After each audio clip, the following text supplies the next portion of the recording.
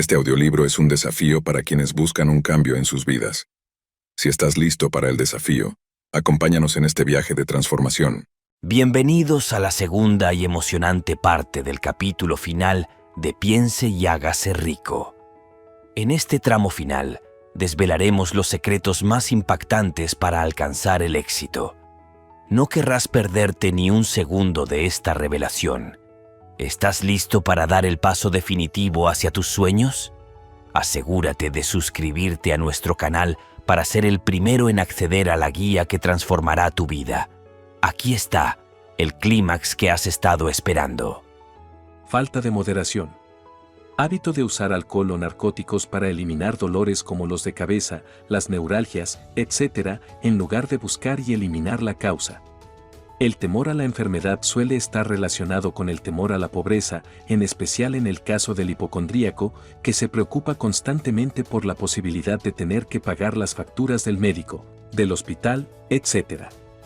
Este tipo de persona pasa mucho tiempo preparándose para la enfermedad, hablando de la muerte, ahorrando dinero para el cementerio y los gastos del entierro, etc. El hábito de interesarse por las enfermedades y de preocuparse por la posibilidad de verse afectado por una de ellas, así como el de leer los textos de los anuncios de medicamentos patentados, son aspectos del temor a la enfermedad.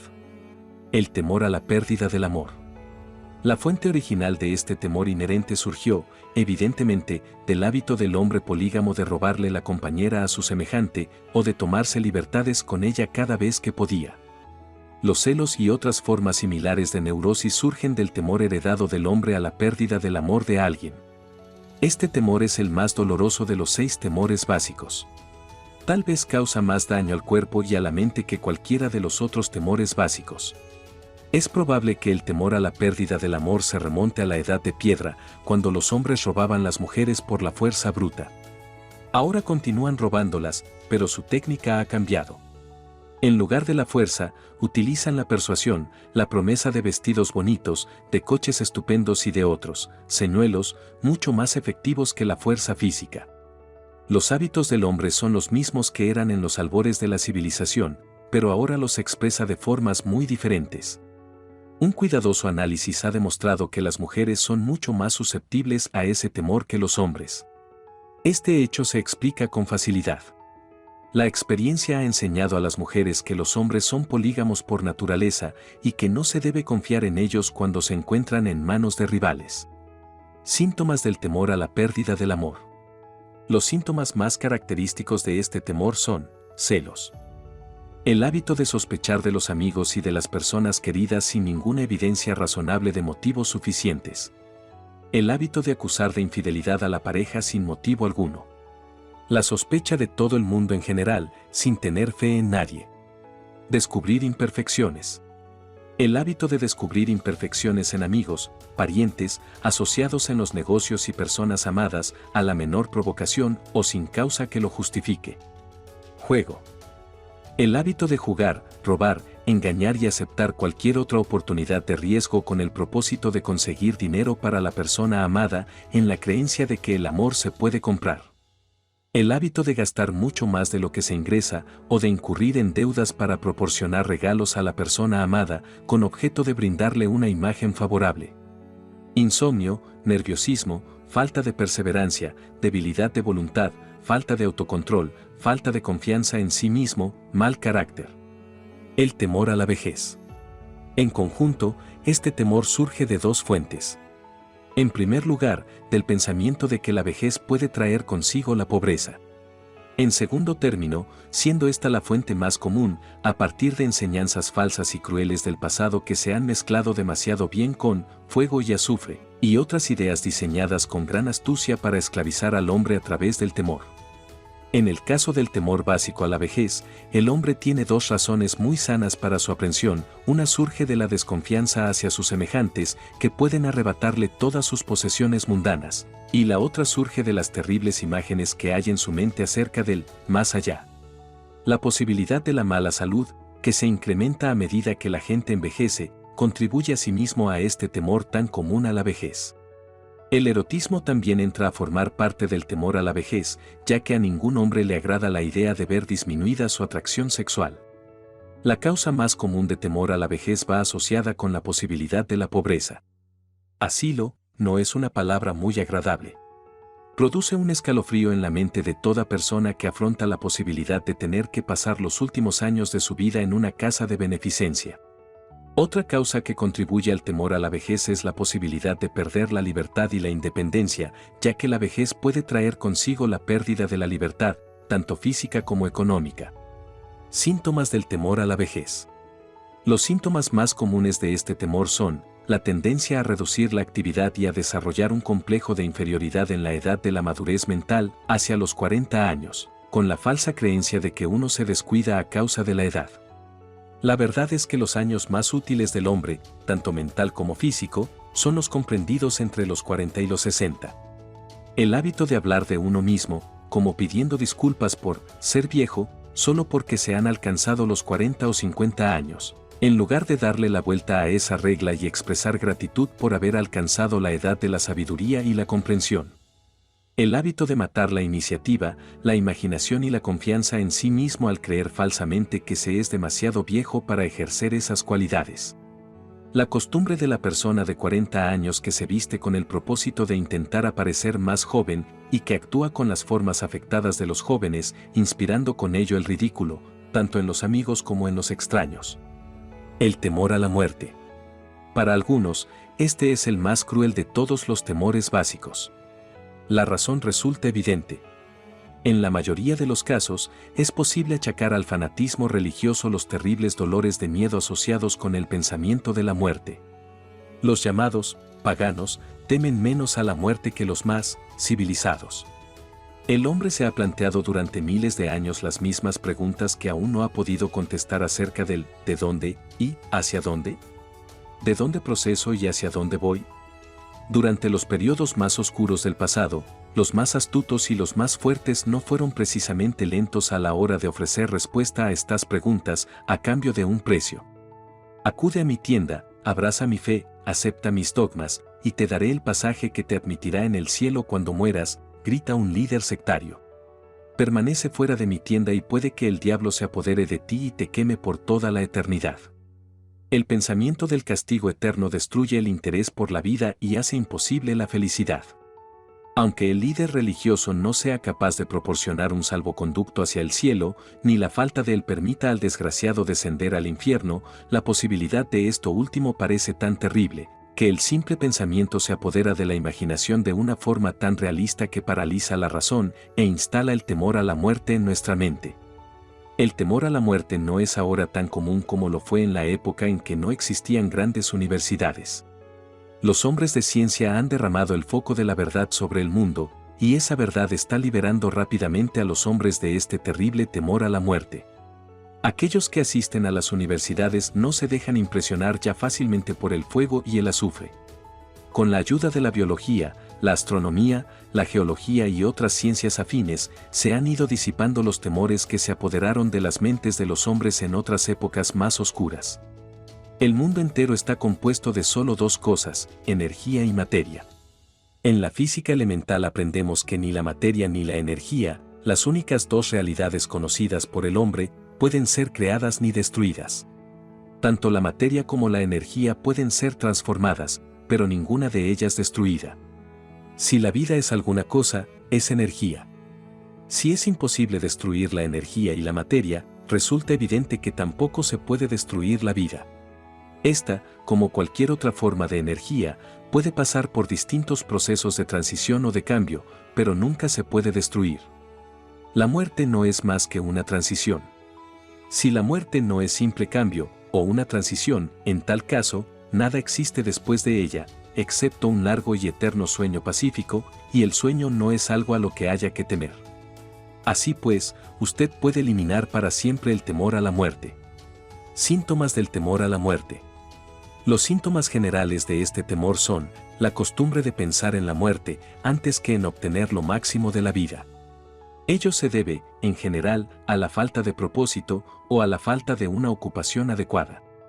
Este temor predomina más entre las personas de edad avanzada, pero, a veces, las personas más jóvenes son las víctimas del mismo. El mayor de todos los remedios contra el temor a la muerte es el ardiente deseo de alcanzar logros, apoyado por la realización de un servicio útil a los demás. Una persona ocupada en muy raras ocasiones dispone de tiempo para pensar en la muerte. La vida le parece demasiado excitante como para andar preocupándose por la muerte. A veces, el temor a la muerte se halla estrechamente asociado con el temor a la pobreza, cuando se piensa que la propia muerte puede dejar a los seres queridos en la pobreza. En otros casos, el temor a la muerte está causado por la enfermedad y por el consiguiente desmoronamiento de la resistencia física del cuerpo. Las causas más comunes del temor a la muerte son enfermedad, pobreza, falta de ocupación apropiada, desilusión amorosa, demencia, fanatismo religioso. La preocupación. La preocupación es un estado mental basado en el temor. Funciona con lentitud, pero es persistente, insidiosa y sutil. Paso a paso, se abre camino, hasta que paraliza la propia facultad de razonamiento, destruye la confianza en sí mismo y la iniciativa. La preocupación es una forma de temor sostenido, causado por la indecisión. En consecuencia, se trata de un estado mental que es posible controlar. Una mente desequilibrada es impotente. La indecisión hace que la mente sea desequilibrada. A la mayoría de los individuos le falta fuerza de voluntad para tomar decisiones con prontitud y para mantenerlas con firmeza una vez las han tomado. No nos preocupamos por las condiciones cuando hemos tomado una decisión para seguir una determinada línea de acción. En cierta ocasión entrevisté a un hombre que iba a ser electrocutado 2 horas más tarde. El condenado era el más tranquilo de las 8 personas que estaban con él en la celda de la muerte. Su tranquilidad me indujo a preguntarle cómo se sentía al saber que iba a pasar a la eternidad en tan breve espacio de tiempo. Me dirigió una sonrisa de confianza y contestó: me siento muy bien. Solo tienes que pensar, hermano, que todos mis problemas habrán terminado dentro de poco. Durante toda mi vida, solo he tenido problemas.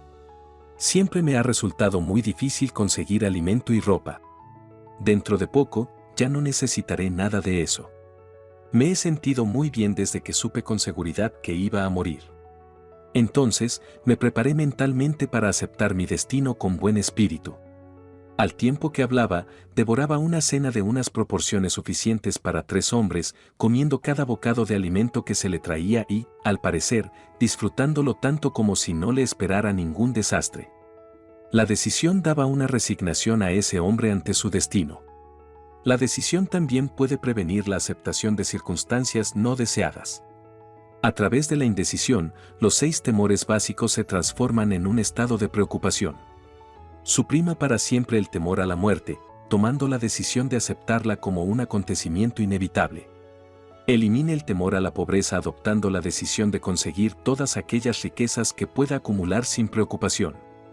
Aplaste el cuello del temor a la crítica decidiendo no preocuparse por lo que la gente piense, haga o diga.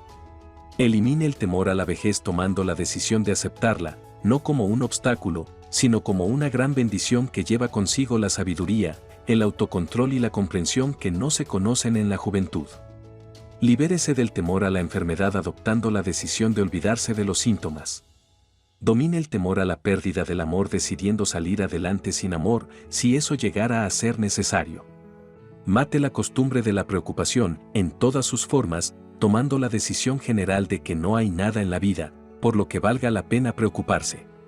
Con esta decisión alcanzará serenidad, paz mental y claridad de pensamiento, todo lo cual le producirá felicidad.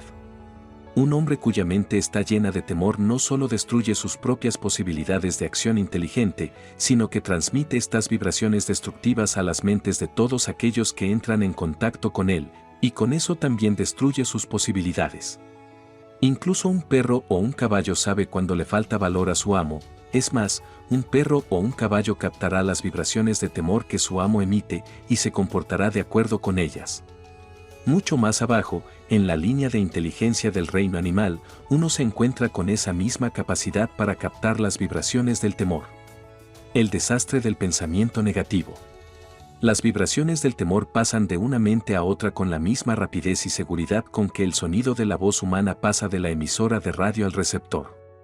La persona que expresa los pensamientos negativos o los destructivos mediante las palabras puede estar casi segura de experimentar los resultados de esas mismas palabras en forma de retrocesos destructivos. La emisión de impulsos de pensamiento destructivo también produce, por sí sola, sin ayuda de las palabras, un retroceso que se pone de manifiesto en muchas formas. Espero que estén sacando el máximo provecho de este contenido. Si están encontrando estos consejos útiles, les invito a que se suscriban a nuestro canal para no perderse nuestras futuras publicaciones. La suscripción es gratuita y solo necesitan hacer clic en el botón que dice suscribirse aquí abajo. De esta manera, se mantendrán al tanto de todas nuestras actualizaciones y podrán seguir aprendiendo con nosotros. Gracias por ser parte de nuestra comunidad de crecimiento personal. En primer lugar, y quizás esto sea lo más importante a recordar, la persona que emite pensamientos de naturaleza destructiva tiene que sufrir un grave daño como consecuencia del desmoronamiento de la facultad de la imaginación creativa. En segundo término, la presencia de cualquier emoción destructiva en la mente desarrolla una personalidad negativa que repele a los demás y que, a menudo, los convierte en antagonistas. La tercera fuente de daño para la persona que tiene pensamientos negativos o que los emite radica en el hecho significativo de que esos impulsos de pensamiento no solo son nocivos para los demás, sino que impregnan el subconsciente de la misma persona que los emite y terminan por llegar a formar parte de su propio carácter. Su empresa en la vida es, presumiblemente, alcanzar el éxito. Para conseguirlo, debe encontrar la paz mental, adquirir los materiales necesarios para la vida y, por encima de todo, alcanzar la felicidad. Todas estas evidencias de éxito empiezan en forma de impulsos de pensamiento.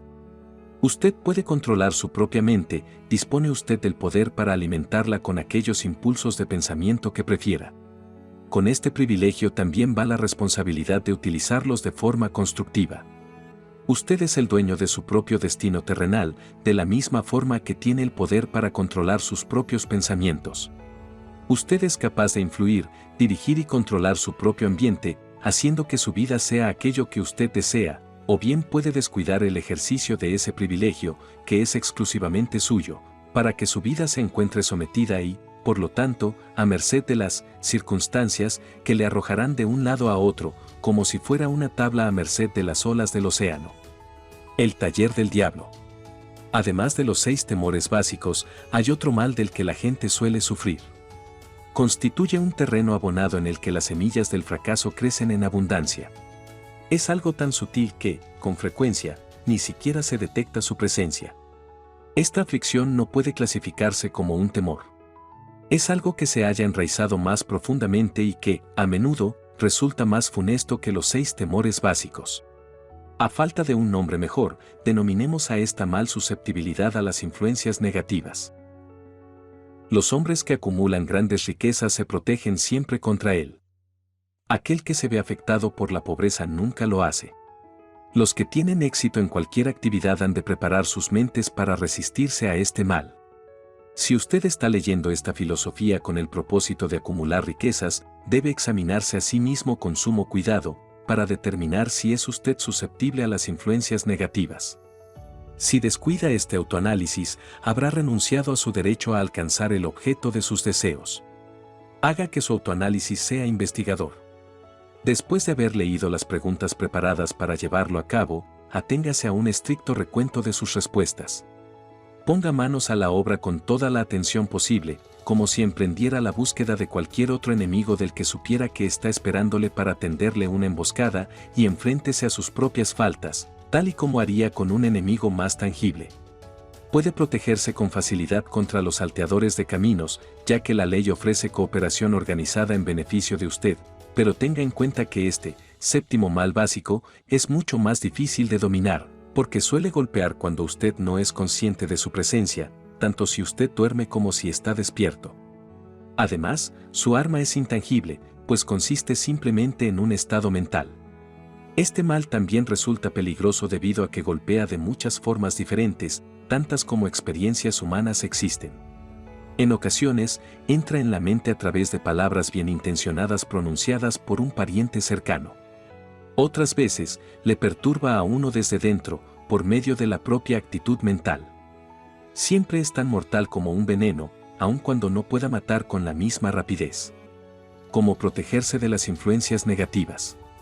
Para protegerse a sí mismo contra las influencias negativas, tanto si son de su propia producción como si son el resultado de las actividades de ciertas personas negativas que le rodean, debe reconocer que usted tiene un poder de voluntad y utilizarlo constantemente hasta que logre construir un muro de inmunidad en su propia mente contra esas influencias negativas.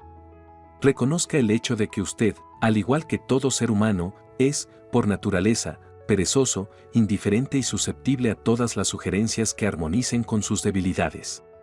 Reconozca que usted es, por naturaleza, susceptible a todos y cada uno de los 6 temores básicos e instituya en su actitud hábitos que le permitan contrarrestar todos esos temores.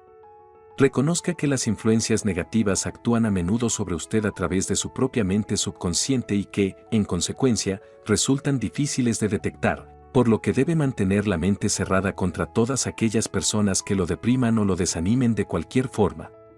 Limpie su armario de medicamentos, arroje todos los frascos con píldoras y deje de ser indulgente con los resfriados, los dolores y las enfermedades imaginarias. Busque deliberadamente la compañía de personas que influyan para que piense y actúe por sí mismo. No espere problemas, ya que estos tienen tendencia a no desilusionarle. Sin duda, la debilidad más común de todos los seres humanos es la costumbre de abrir sus mentes a la influencia negativa de otras personas. Esta debilidad es tanto más nociva en cuanto que la mayoría de la gente no se da cuenta de que han sido maldecidos con ella, y muchos de aquellos que la reconocen descuidan el mal, o se niegan a corregirlo hasta que se convierte en una parte incontrolable de sus hábitos cotidianos. Para ayudar a quienes desean verse a sí mismos tal y como son en realidad, se ha preparado la siguiente lista de preguntas. Léalas y exprese sus respuestas en voz alta, de tal modo que pueda oír su propia voz. Eso le facilitará el ser honesto consigo mismo.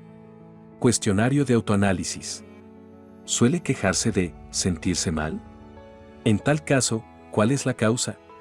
¿Encuentra defectos en las otras personas a la menor provocación? ¿Comete con frecuencia errores en su trabajo? De ser así, ¿por qué? ¿Se muestra usted sarcástico y ofensivo en su conversación? ¿Evita deliberadamente la asociación con cualquier persona? Y, si lo hace, ¿cuál es la causa? ¿Sufre con frecuencia de indigestión? En tal caso, ¿cuál es la causa? ¿Le parece que su vida es inútil y que no tiene esperanza de futuro? ¿Le gusta el trabajo que hace? Si no es así, ¿por qué? ¿Suele compadecerse de sí mismo? En tal caso, ¿por qué? ¿Siente envidia de aquellos que sobresalen por encima de usted? ¿A qué dedica la mayor parte de su tiempo? ¿A pensar en el éxito o a pensar en el fracaso? A medida que los años transcurren, ¿aumenta la confianza en sí mismo o la pierde? ¿Aprende algo valioso de los errores que comete? ¿Permite que algún pariente o conocido le preocupe? En tal caso, ¿por qué? ¿Se encuentra a veces en las nubes y en otras ocasiones en las profundidades del abatimiento? ¿Quién tiene la influencia más inspiradora sobre usted? ¿Cuál es la causa? ¿Tolera las influencias negativas o descorazonadoras que podría evitar? ¿Es descuidado con su aspecto personal? En tal caso, ¿cuándo y por qué? ¿Ha aprendido a ahogar sus problemas, estando demasiado ocupado como para que estos le perturben? ¿Se consideraría a sí mismo un débil falto de voluntad si permitiera que los demás pensasen por usted? ¿Descuida la limpieza interna de sí mismo hasta que la autointoxicación le convierte en una persona de mal carácter e irritable? ¿Cuántas perturbaciones previsibles le molestan y por qué las tolera? ¿Recurre al licor, a los narcóticos o a los cigarrillos para tranquilizar sus nervios? En tal caso, ¿por qué no intenta utilizar la fuerza de voluntad en su lugar? ¿Hay alguien que le fastidie? En tal caso, ¿por qué razón? ¿Tiene un gran propósito definido? ¿Cuáles y qué planes tiene para alcanzarlo? ¿Sufre usted alguno de los 6 temores básicos? En tal caso, ¿cuál o cuáles? ¿Dispone de un método para protegerse contra la influencia negativa de los demás? ¿Hace uso deliberado de la autosugestión para conseguir que su mente sea positiva? ¿Qué es lo que valora más, sus posesiones materiales o el privilegio de controlar sus propios pensamientos? ¿Se ve influido con facilidad por los demás, aún en contra de su propio juicio? ¿Ha añadido el día de hoy algo de valor a su reserva de conocimientos o a su estado mental? ¿Afronta directamente las circunstancias que le hacen desgraciado o evita la responsabilidad? Analiza todos los errores y los fracasos y trata de aprovecharlos, o quizás adopta la actitud del que piensa que eso no es responsabilidad suya. ¿Puede citar 3 de sus debilidades más nocivas? ¿Qué hace para corregirlas? ¿Anima a otras personas a que le expongan sus preocupaciones por simpatía? Durante sus experiencias cotidianas, ¿elige lecciones o influencias capaces de ayudarle en su progreso personal? Por regla general, ¿tiene su presencia una influencia negativa sobre los demás? ¿Qué hábitos de las demás personas son los que más le molestan? ¿Se forma sus propias opiniones o se deja influir por otras personas? ¿Ha aprendido a crear un estado mental con el que protegerse contra todas las influencias descorazonadoras? ¿La ocupación a la que se dedica le inspira fe y esperanza? ¿Es usted consciente de tener fuerzas espirituales de un poder suficiente como para permitirle mantener la mente libre de toda forma de temor? ¿Le ayuda su religión a mantener una mentalidad positiva? ¿Cree que es su deber compartir las preocupaciones de los demás? En tal caso, ¿por qué? Si usted cree que los pájaros de un mismo género vuelan juntos, ¿qué ha aprendido de sí mismo mediante el estudio de aquellos amigos a los que atrae? ¿Qué conexión, si hay alguna, ve usted entre la gente con la que se asocia más estrechamente y cualquier infelicidad que pueda experimentar? ¿Sería posible que alguna persona a la que considera su mejor amigo sea, en realidad, su peor enemigo, debido a la influencia negativa que ejerce sobre la mente de usted? ¿Según qué reglas juzga quién es valioso para usted y quién es nocivo? ¿Sus asociados íntimos son mentalmente superiores a usted o inferiores? ¿Cuánto tiempo de cada 24 horas dedica usted a su ocupación? B. Dormir. C. Jugar y relajarse. D. Adquirir conocimientos útiles. E. Desaprovechar el tiempo. Entre sus conocidos, ¿quién de ellos le estimula más? ¿Quién de ellos le previene más? ¿Quién de ellos le desanima más? ¿Cuál es su mayor preocupación? ¿Por qué la tolera? Cuando otros le ofrecen un consejo no solicitado, lo acepta sin cuestionarlo o analiza sus motivaciones. ¿Qué es lo que más desea, por encima de todo lo demás? ¿Tiene intención de conseguirlo? ¿Está dispuesto a subordinar el resto de sus deseos a ese? ¿Cuánto tiempo dedica al día a conseguirlo? ¿Cambia de opinión con frecuencia? En tal caso, ¿por qué? ¿Suele terminar todo aquello que empieza? ¿Se siente fácilmente impresionado por los negocios o por los títulos personales, grados académicos o riqueza de otras personas? ¿Se siente influido fácilmente por lo que otras personas piensan o dicen de usted? ¿Valora a las personas por su estatus social o financiero? ¿Quién cree que es la persona más grande que vive en la actualidad?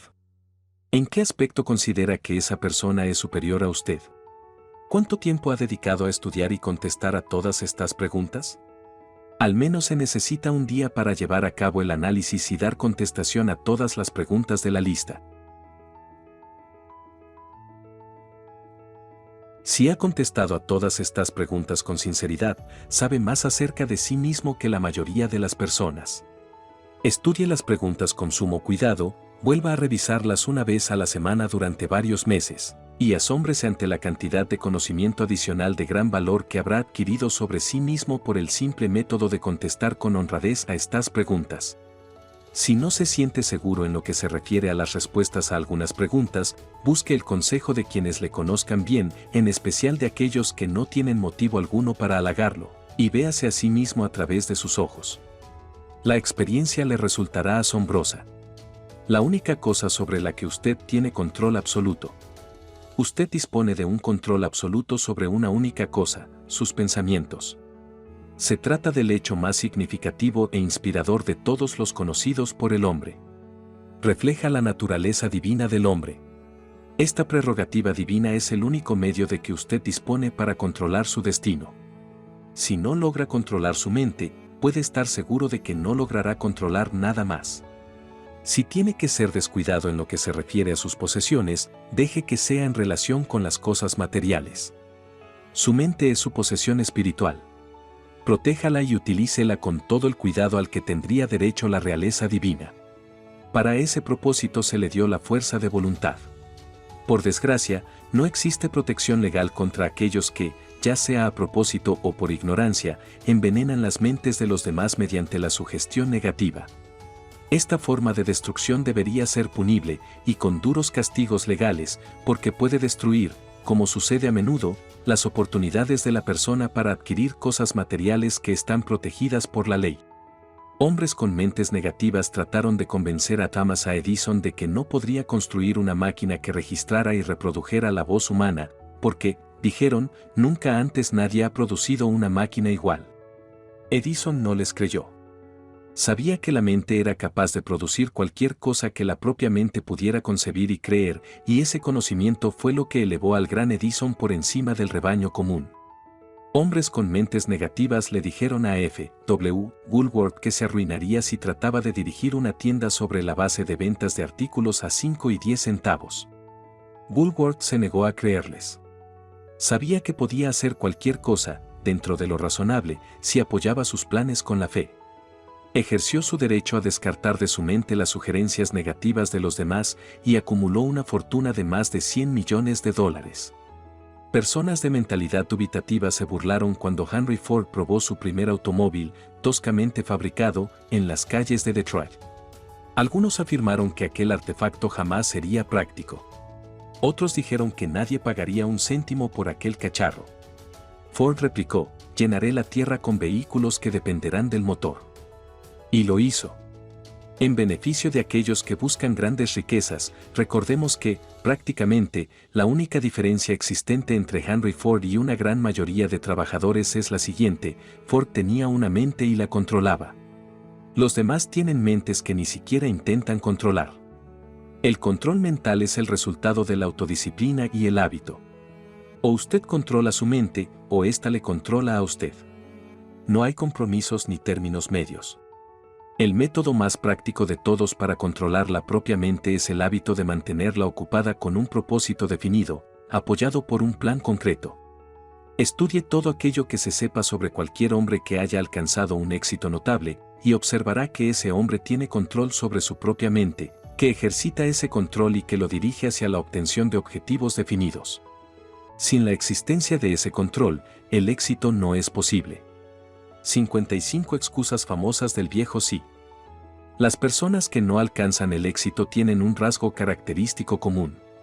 Conocen todas las razones que explican el fracaso y disponen de lo que consideran que son toda clase de justificaciones para explicar su propia falta de logros. Algunas de esas justificaciones son inteligentes y unas pocas de ellas se hallan incluso confirmadas por los hechos. Pero no se pueden utilizar excusas para no tener dinero.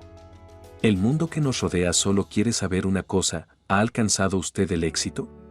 Un analista del carácter compiló una lista de las excusas que suelen utilizarse con mayor frecuencia. A medida que lea la lista, examínese a sí mismo con cuidado y determine cuántas de estas excusas ha hecho suyas, si es que hay alguna. Recuerde también que la filosofía presentada en este libro hace que cada una de estas excusas haya quedado obsoleta. Si no tuviera una esposa y una familia. Si tuviera suficiente, empuje. Si tuviera dinero. Si tuviera una buena educación. Si pudiera conseguir un trabajo. Si gozara de buena salud. Si dispusiera de tiempo. Si los tiempos fueran mejores. Si otras personas me comprendieran. Si las condiciones que me rodean fueran diferentes. Si pudiera volver a vivir mi vida. Si no tuviera miedo de lo que ellos dicen. Si me hubieran dado una oportunidad. Si ahora tuviera una oportunidad. Si otras personas no lo hubieran conseguido por mí. Si no sucediera nada que me detuviera. Si fuera más joven. Si pudiera hacer lo que quisiera. Si hubiera nacido rico. Si pudiera conocer a la gente adecuada. Si tuviera el talento que algunas personas tienen. Si me atreviera a imponerme. Si solo hubiera aprovechado las oportunidades del pasado. Si la gente no me pusiera nervioso. Si no tuviera que mantener la casa y cuidar de los hijos. Si pudiera ahorrar algún dinero. Si el jefe me apreciara. Si contara con alguien que me ayudara. Si mi familia me comprendiera. Si viviera en una gran ciudad. Si solo pudiera empezar. Si fuera libre. Si tuviera la personalidad de algunas personas. Si no fuera tan gordo. Si mi talento fuera conocido. Si pudiera abrirme paso. Si pudiera librarme de deudas. Si no hubiera fracasado. Si supiera cómo. Si nadie se me opusiera. Si no tuviera tantas preocupaciones. Si pudiera casarme con la persona adecuada. Si la gente no fuera tan insensible. Si mi familia no fuera tan extravagante. Si estuviera seguro de mí mismo. Si no tuviera la suerte en contra. Si hubiera nacido bajo otro signo. Si no fuera cierto que lo que tiene que ser, será. Si no tuviera que trabajar tanto. Si no hubiera perdido mi dinero. Si viviera en un barrio diferente. Si no tuviera un pasado. Si tuviera una empresa propia. Si los demás me escucharan. Sí, y este es el mayor de todos ellos, si yo tuviera el valor de verme tal y como soy en realidad, descubriría qué es lo que pasa conmigo y lo corregiría. Entonces tendría la oportunidad de aprovechar mis propios errores y aprender algo de la experiencia de los demás, pues sé que me ocurre algo que no está del todo bien, porque estaría donde debería estar si me hubiese pasado más tiempo analizando mis debilidades y menos buscando excusas que las justificaran. Encontrar excusas con las que explicar el fracaso es un pasatiempo nacional. El hábito es tan viejo como el ser humano y fatal para el éxito. ¿Por qué la gente se aferra a sus mezquinas excusas? La respuesta es evidente. Defienden sus excusas porque ellos mismos las crean. Toda excusa es hija de la propia imaginación. Y está en la naturaleza del hombre defender lo que es producto del propio cerebro. Encontrar excusas es un hábito profundamente arraigado. Los hábitos son difíciles de romper, sobre todo cuando ofrecen una justificación para algo que hemos hecho. Platón pensaba en esta verdad cuando afirmó, la primera y mejor victoria es conquistar el yo. Ser conquistado por el yo es, de todas las cosas, la más vergonzosa y vil. Otro filósofo pensaba en lo mismo cuando dijo, me llevé una gran sorpresa al descubrir que la mayor parte de la fealdad que veía en los demás no era más que un reflejo de mi propia naturaleza. Elbert Hubbard dijo, siempre ha sido un misterio para mí saber por qué la gente se pasa tanto tiempo engañándose a sí misma, creando excusas para justificar sus debilidades. Si ese tiempo se utilizara de un modo diferente, bastaría para curar la debilidad y entonces no necesitaríamos de ninguna excusa. Antes de terminar, quisiera recordarle que la vida es un tablero de ajedrez y el contrincante es el tiempo. Si vaciláis antes de mover o descuidáis hacer el movimiento con prontitud, el tiempo os vencerá, hombres. Jugáis contra un contrincante que no tolera la indecisión. Es posible que hasta ahora usted haya tenido una excusa lógica para no verse obligado a exigirle a la vida aquello que usted mismo le ha pedido, pero esa excusa ha quedado obsoleta, porque ahora usted está en posesión de la llave maestra que abre la puerta de las cuantiosas riquezas de la vida. La llave maestra es intangible, pero muy poderosa. Otorga el privilegio de crear, en la propia mente, un ardiente deseo de alcanzar una forma definida de riqueza.